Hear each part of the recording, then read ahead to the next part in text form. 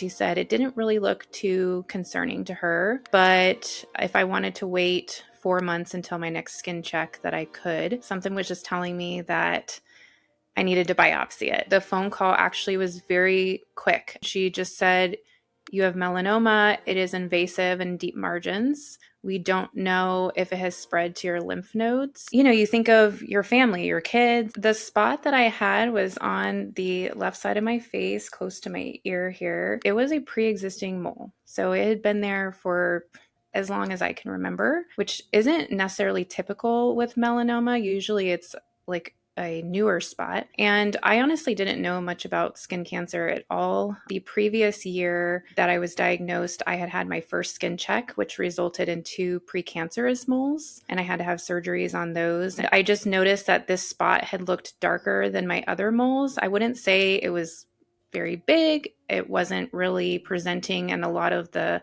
melanoma criteria, just maybe a little bit darker than the rest. And I had a separate dermatology appointment for rosacea.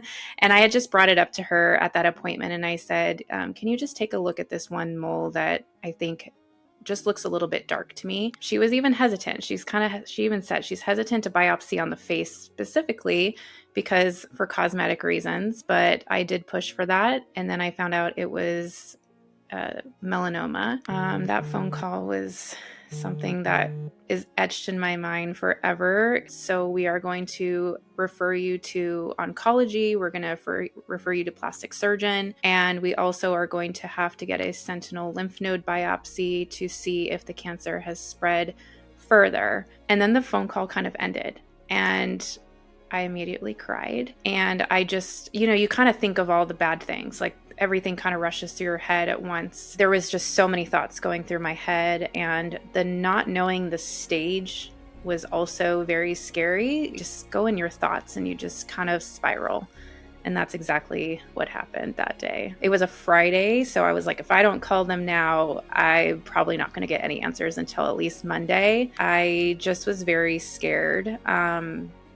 Hearing that I had 2 precancerous moles the year before was even kind of scary too, but this took it to a whole nother level. I think there was just so many thoughts going through my head, and the not knowing the stage was also very scary. I just was left with, we know it's invasive, but we don't know how invasive. I actually went directly on a Facebook melanoma group, and a lot of people were talking about the biopsy report.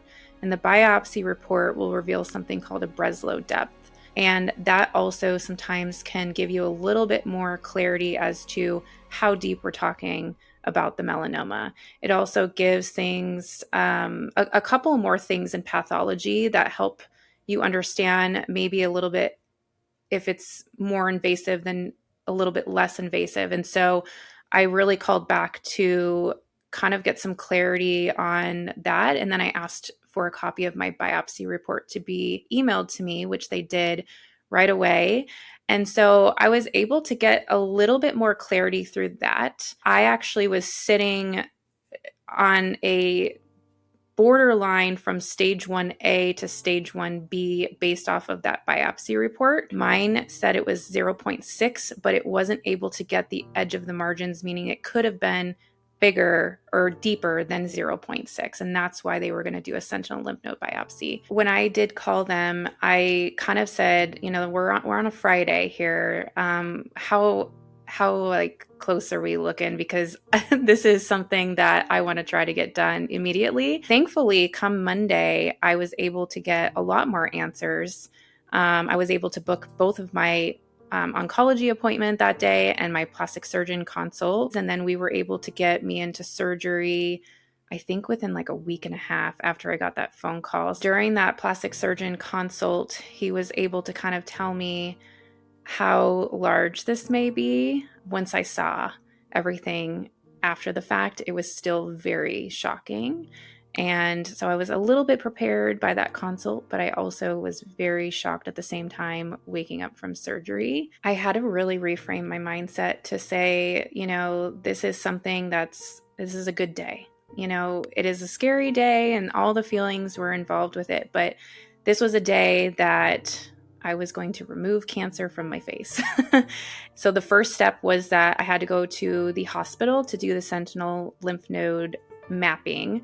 And so what they do is so this was prior to surgery. So I had to go to the hospital and then travel to the plastic surgeon's office from there. They inject this, I think it's kind of like a radioactive type dye into your face. I call it a blue dye. That was extremely painful.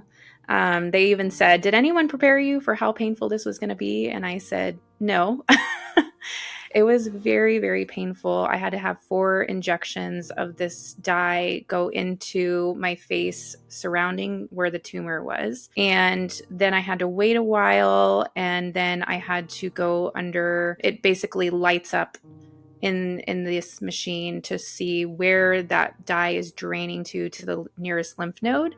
And then that's how they know which lymph nodes to take, depending on where it drained to from that area where the tumor is. So in my case, it drained to this lymph node here, which is just right by my ear there. So it was kind of good news because it meant that they could pretty much do one incision all the way down from, taking out the cancer and then all the way down to removing the lymph node. He did draw on my face exactly how much he was going to be taken out. And my husband took a picture of it for me, so I couldn't see.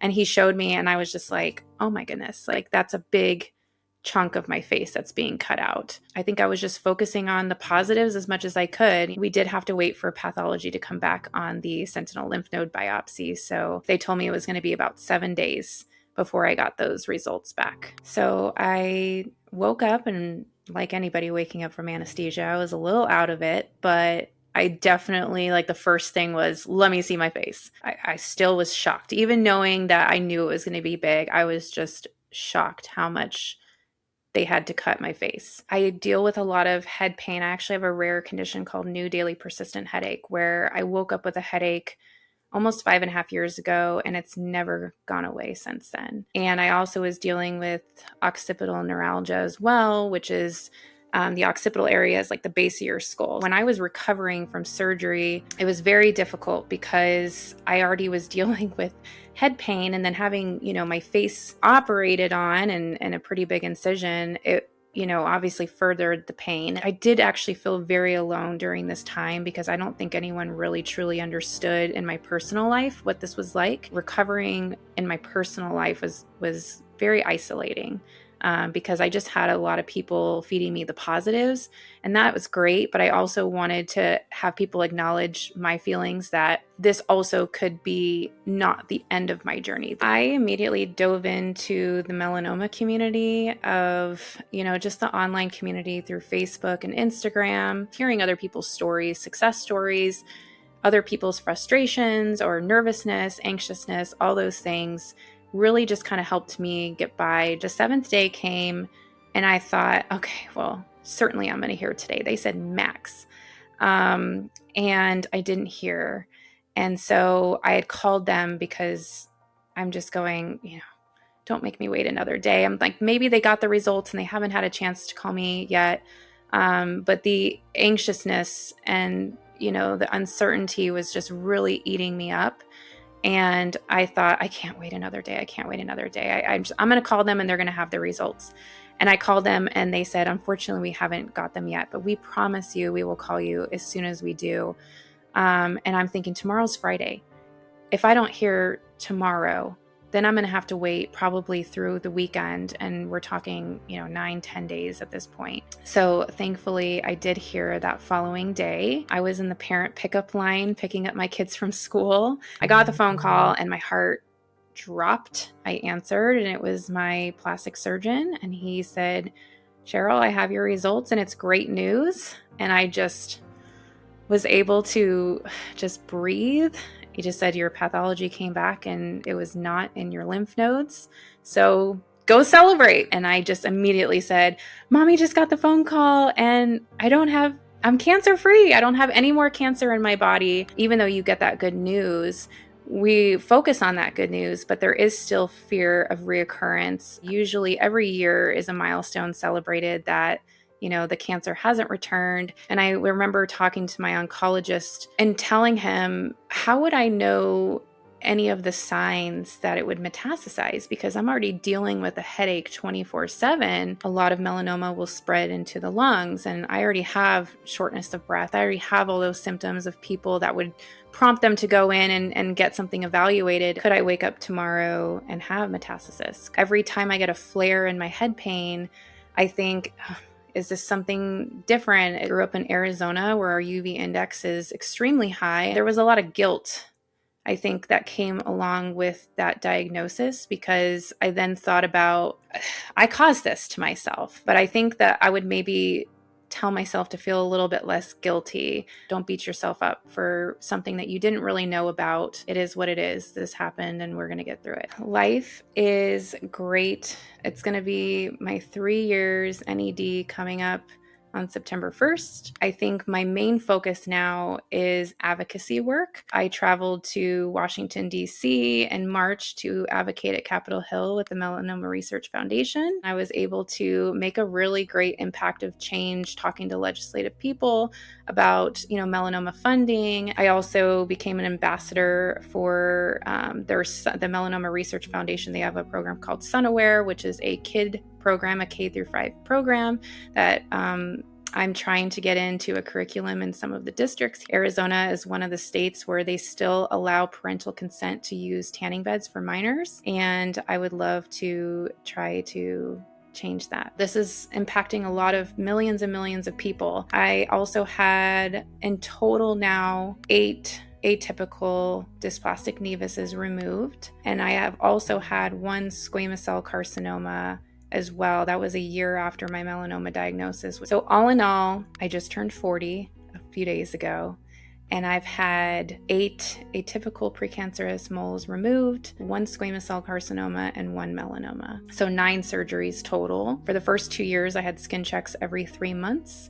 And then I graduated to every 6 months now, which will probably be for the rest of my life. Educate yourself as much as possible. Aim at Melanoma is a great resource on their website for really accurate and up-to-date information. Connecting with other people is not only less isolating in your new journey, but also informative and educational. So that also is something I share a lot to people is, a lot of times once you're diagnosed with skin cancer, it typically isn't the last one that you're diagnosed with. I know that my journey hasn't ended, as all I can do moving forward is preventing, future damages to my skin. I encourage people to just protect their skin so they don't have to go through what I've gone through.